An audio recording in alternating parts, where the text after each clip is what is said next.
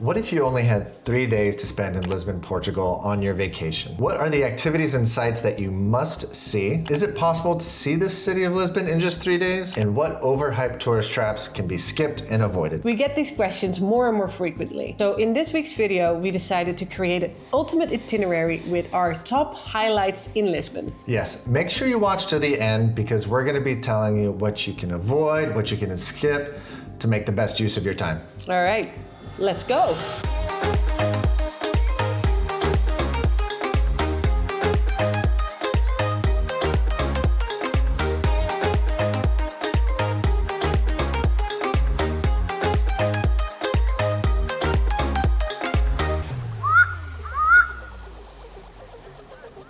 Hi everyone, welcome back to our channel, Nations Without Borders. My name is Josine. And I'm Eric, and with our daughter Nora together, we are the Nation family. We moved to Lisbon, Portugal back in 2022, and I can confidently say we've seen the ins and outs of this city. Over the years, we've had many friends and family come to visit, and we spend lots of time with them, giving them tours around the city and doing lots of touristy things. And it's not uncommon that vacationers will come to Portugal for 1 or 2 weeks and want to explore various parts of the country. There's a lot to see. You can go to the south and the Algarve, or the north and Porto, or Lisbon, the capital, or the islands. So they like to split their time up, usually giving them 2 or 3 days to spend in Lisbon. From walking tours to tuk-tuks to eating pastéis de nata or doing a wine tasting, the Porto wine tasting, for example. Been there, done that. So we are excited to put this itinerary together for anyone who's planning on coming to Lisbon this year. I'm actually excited that we're making this video. So from now on, when my friends hit me up for what should I do in Lisbon, now I can just send them this video. Let's first talk about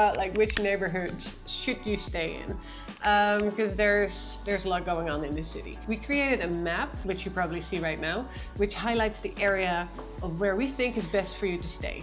This area is walkable from wherever in this area. It's walkable to the city center, and you're not in a big party area like Pink Street or Bairro Alto. You're also not in an area that's less desirable like Martim Moniz. So we think anywhere in this selected area is a good place to stay.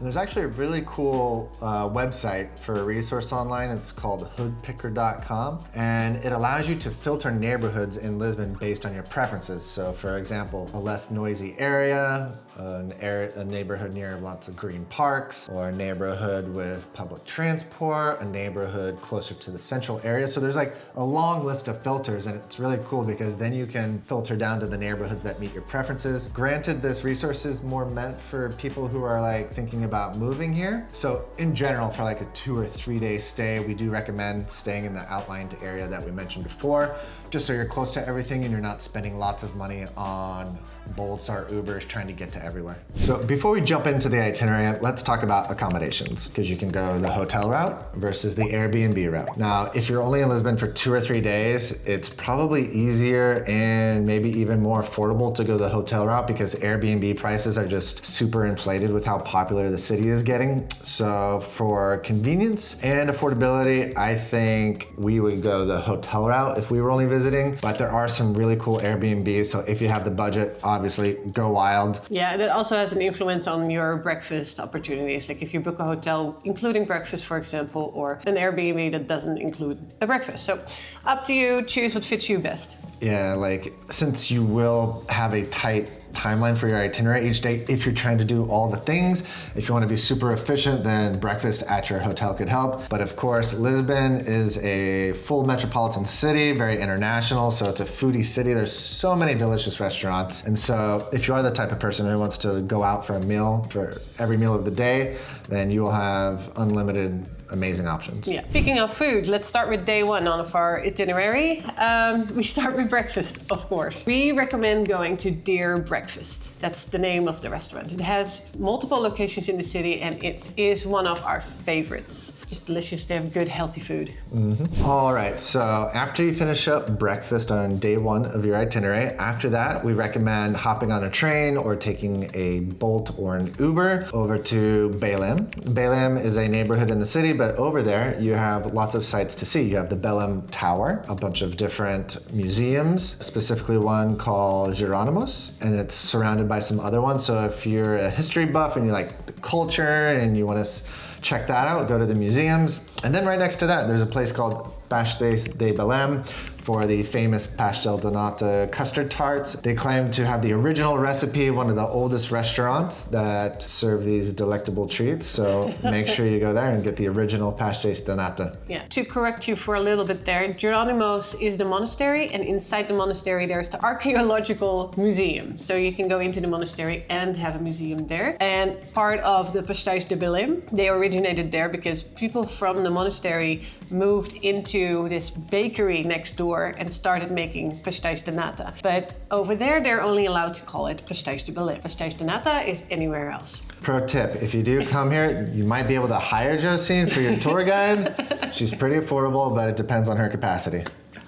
Happy to help. Where are we going after we eat a pastéis de nata at pastéis de Belem? Pastéis de Belem is not enough for lunch, so at that point you probably, after doing all the museums and walking around in the area, you probably want to grab lunch. So I have a specific lunch spot there that I always like to go to. It's Miolo Cafe and Brunch, if I'm correct, coffee and brunch. It's a tiny little sweet pink cafe in the same street as Pastéis de Belem. You just have to walk a little bit further, so I would go there. In general, I've had issues finding good lunch spot in the area, so that's my number one go-to in Belem. And then after you're done with that, it's a very walkable area because along the river, it's called the Tagus River. It's the river that flows alongside Lisbon and opens up into the ocean. Along there is lots of green parks and a nice walking or running path. Lots of people are, if it's the right time of year in the summer and the weather's amazing, you're gonna have people on bicycles and running and walking and families out in the parks. So you can go over there and then you'll walk over to one of the harbors and the docks to do a boat tour.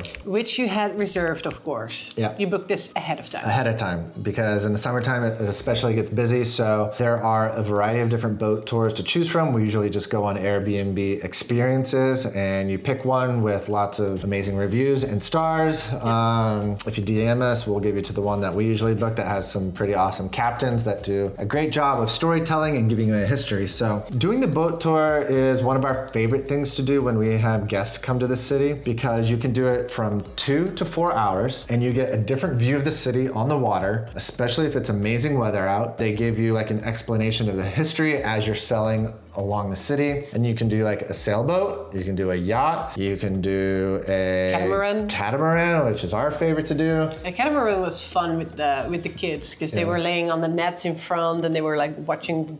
I don't know what they saw. Yeah, the catamaran's a little more expensive, but if you have a big group of people, it's really fun. Sometimes it's also shared. Catamaran can also be booked with other people on board. So most boats are. It really depends on the size of your group. Yeah, and I would say on average, the boat tours that we do usually range from 30 to 50 euros per person. Yeah. So in this case, after lunch, you go to the harbor, you get your boat tour. That you book on Airbnb experiences or booking.com, pick your choice. And you wanna check the timing of departure of your boat and how long the tour is, and if you hit sunset for that. So it might be cool to do it for sunset instead of too early in the afternoon. There's plenty of options in the harbor to like grab a drink and wait a little longer before your boat tour goes. So it's worth it to wait till sunset. And then by this point, the day is getting late. It's been a long day. You're walking around everywhere. You're probably gonna wanna go back to your accommodation, take a break, chill out, wind down for a minute, and shower up, freshen up before you go out for dinner. Now, even though we're really,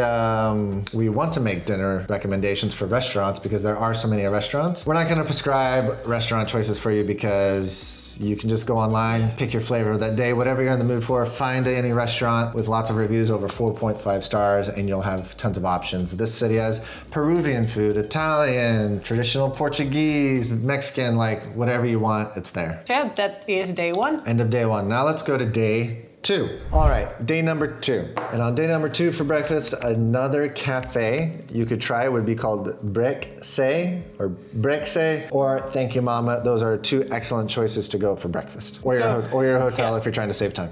Yeah, after breakfast, I would say you start with a walking tour. I've done an incredible walking tour with a friend, and the guide's name was Xenia. This is also booked on Airbnb experiences, but she took us from Alfama to the city center center. Like, we climbed all the hills here in Lisbon during this tour, so wear good shoes. But she starts in Alfama, which is one of the oldest neighborhoods here in Lisbon. It's also where you find a lot of Fado restaurants around the castle. It's a very interesting neighborhood, but you get lost without a tour guide. The tiny streets and alleyways and going every which way. You're like, how did they design this city? Yeah, so this tour guide, she was so incredibly knowledgeable about the city. She took us really to like where the locals go and like in these tiny little streets, and has interesting stories about buildings that you pass by.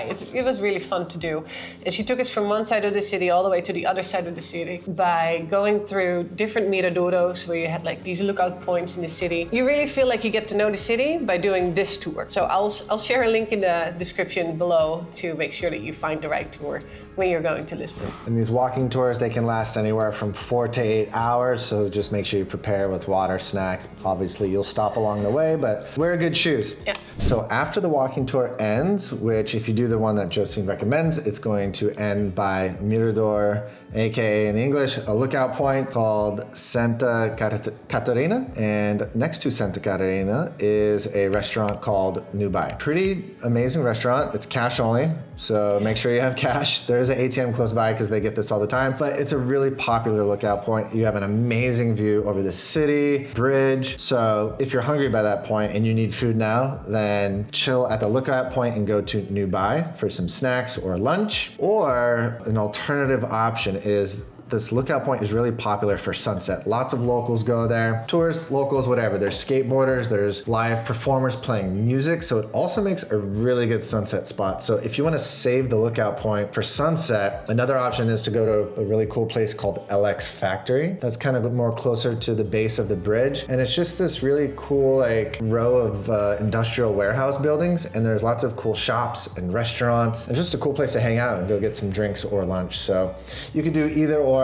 And shop. Yeah, and shop. Yeah. So in whichever order you prefer, you can do that. Yeah, so we recommend to spend your afternoon at LX Factory, and either wherever you choose to have lunch at the lookout point or at LX Factory. Depends on how hungry you are, I guess. But after LX Factory, I think you will spend a couple of hours there, including your drinks or lunch over there. After LX Factory, go back to your hotel or accommodation, freshen up, take a shower, rest, and then book ahead of time, but then go to a Fado restaurant, because that is, I think, one of my most favorite things here in the city to do for dinner. Yeah, whenever we have guests come, we always take them to a Fado dinner. It's not everyone's cup of tea, but if you like culture and rich history and beautiful music and dinner to go along with it, Fado dinner is a win-win. All right, look who joined us. We got Nora. Yeah. She woke up from her nap, and if you've been watching our few past videos, you might have noticed that we try and record these videos during her nap time, and we don't always get through it in time, so then she joins us, but she is a welcome star. Welcome to the show, Nora. Say hello. All right, to continue where we left off, we were talking about Fado, and if you're wondering what Fado is, it is a type of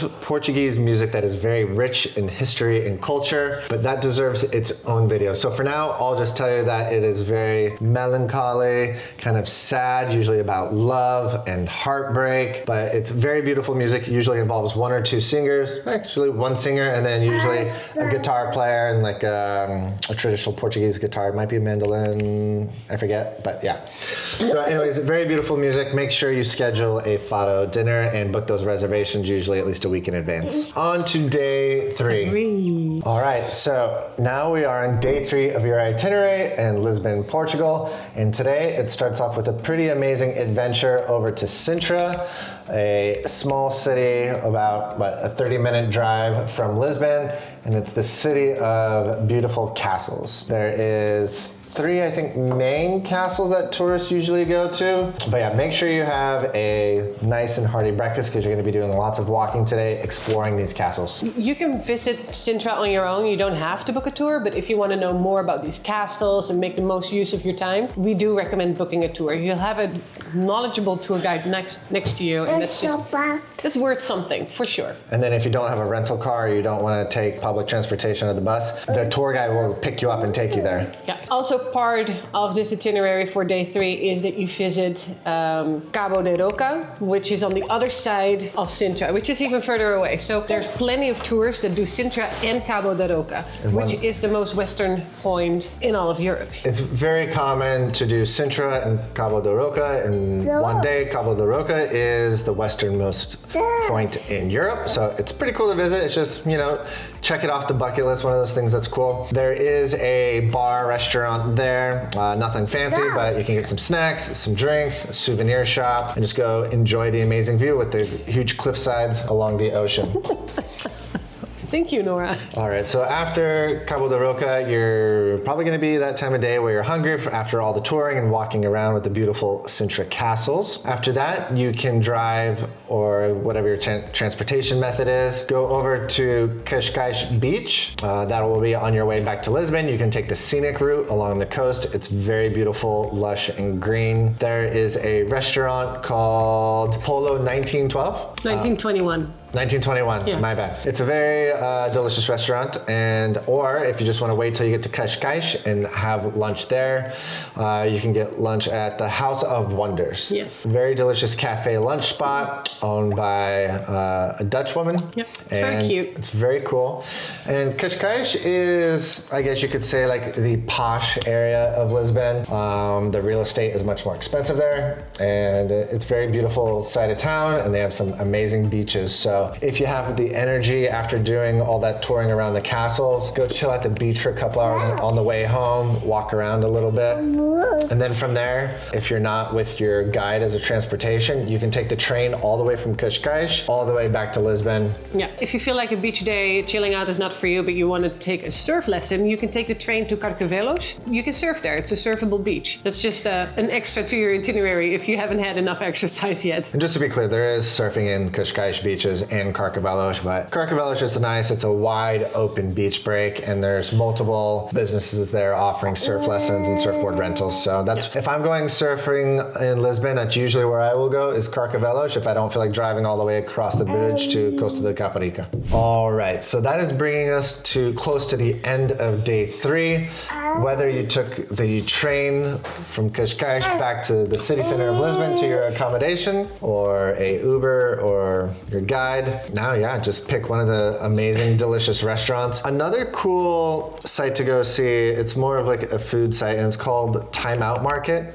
It is this big warehouse-looking building close to the riverbank by Cais do Sobre train station, and it is like a food court. They have tons of different restaurants in it, all different kinds, and really good food, affordable. And in the center of this building is just a bunch of tables where you can go and sit. And it's just a really cool place to hang out and get some drinks or dinner. It's actually perfect, because if you're taking the train back from Cascais back to Lisbon, Cais do Sobre is the train station in Lisbon where you would get out. Time Out Market is right across the street from that train station, so it's perfect. Now, if you've stuck with us this long, thank you. And now we're going to share with you some pro tips on what not to do, what tourist traps to avoid, so you can make the best of your time here. Yeah, so the first one I would say is the Santa Justa elevator in the city center. I think nowadays you pay €5 to use the elevator to go up, but it's like a short walk. Sure, it's uphill, but it's a short walk to get up to the platform up there, and that's for free. And you can just enter the platform up there. You'll have the same view. You just don't have to stand in line waiting and paying €5 to use the elevator. Yeah, it's quite a long line. Yeah, not worth it, in my opinion. And there's actually a sneaky secret way to get up there, but I will let you Google that and figure that out on your own. It doesn't exist anymore. It doesn't? No, they closed it. Lame. There's probably another secret way. Yeah, Google it. Tell us if you know a secret way. Another thing to avoid would be Martin Moniz, at least at night. Yes. During the day, it's fine, but it's just an area where it's known to be kind of sketchy at night. People are known to get mugged around that area, and just don't walk around there too late at night if you're alone. Yeah, it's not a good area to be there at night. Another thing I would not recommend doing, and that might be a bit controversial or people will disagree with me, is taking the tuk-tuk around town. There are many tuk-tuks driving around, giving you tours and all the things, but I see too many tuk-tuks that are unsafe, driving fast, it's just a little bit sketchy, and I know that the locals complain about it, that it's not really what Lisbon is about. And you pay easily 20 euros for... It's usually a 20 euro minimum, no matter how far you're going. And so I've taken some tuk-tuks, and I actually had a really fun ride one time. Granted, we were a little bit buzzed from all the Vino Verde we had drank in that day, but they can, depending on the driver, they can give you a really entertaining tour. Sure. And instead of being like trapped in a cage of a car, you're like out in the open with the nice weather.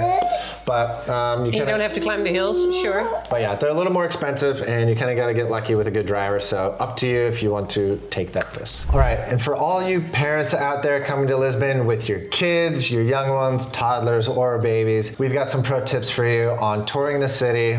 We've mentioned a couple of activities that you can totally do with kids, but for example, the boat tour. Make sure you book a boat tour that allows young children on board, and that, of course, there's a life vest. They all have life vests, but make sure you're allowed to bring kids. And of course, that's up to you if you are willing to bring your baby on a boat, but they operate pretty safely from all the experiences that we've had. So. Yeah. Another thing, the walking tour is not stroller friendly. Alfama in general, I would say, is not stroller friendly. So make sure you have a carrier or do a different tour.